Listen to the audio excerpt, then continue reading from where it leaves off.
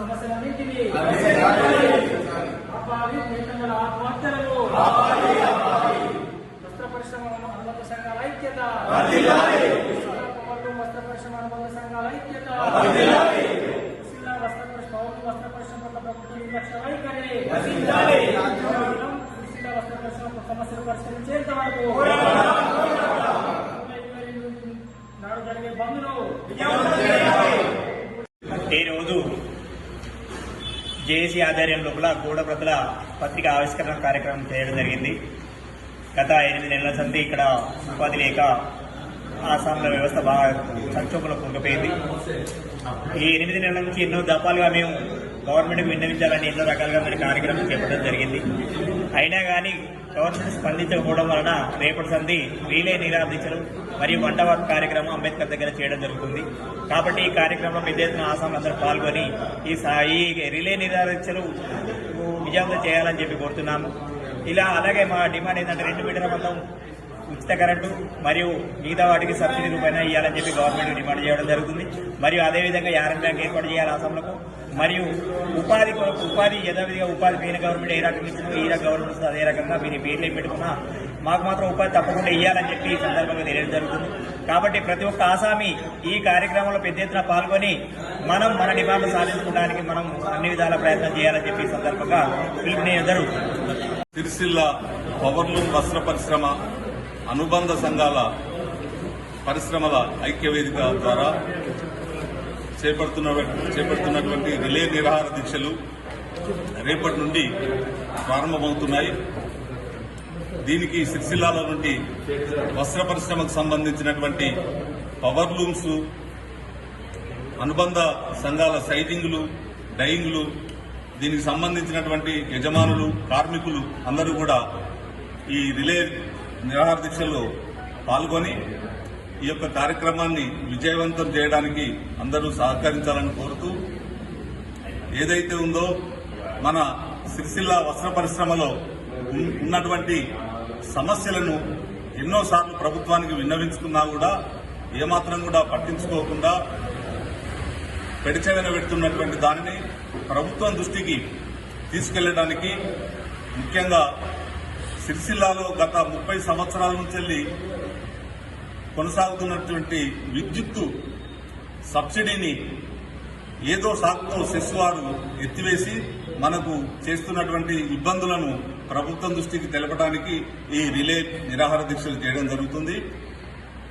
ప్రభుత్వం ఇప్పటికైనా కూడా స్పందించి ఈ విద్యుత్ సమస్యను, ముఖ్యంగా విద్యుత్ సమస్యను పరిష్కరించాలని కోరడం జరుగుతుంది.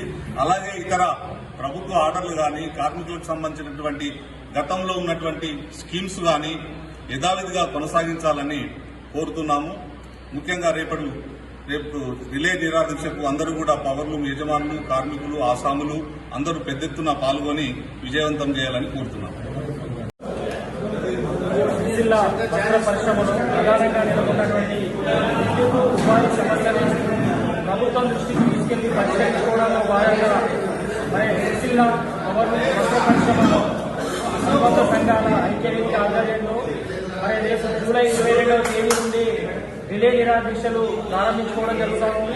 మరి ప్రభుత్వం గత 6 నెలల నుంచి సిరిసిల్ల వస్త్ర పరిశ్రమలో నెలకొన్నటువంటి సమస్యలను పరిష్కరించడంలో విఫలమైంది.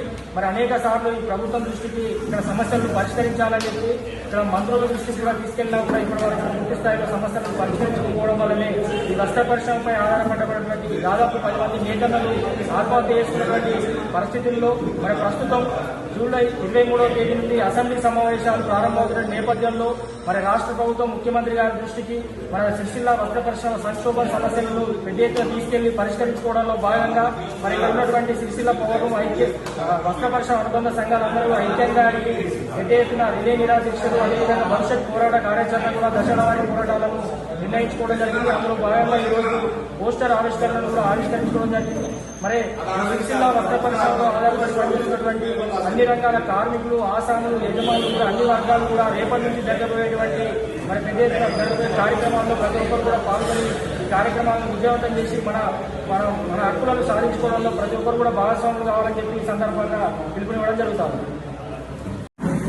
రేపటి నుండి జరుపతలపెట్టిన పవర్లు వస్త్ర పరిశ్రమ మరియు అనుబంధ రంగాల బంధు మరియు నిరవధిక నిరాహార దీక్షలను విజయవంతం చేయాలని ఈరోజు గోడప్రతుల ఆవిష్కరణ చేయడం జరిగింది.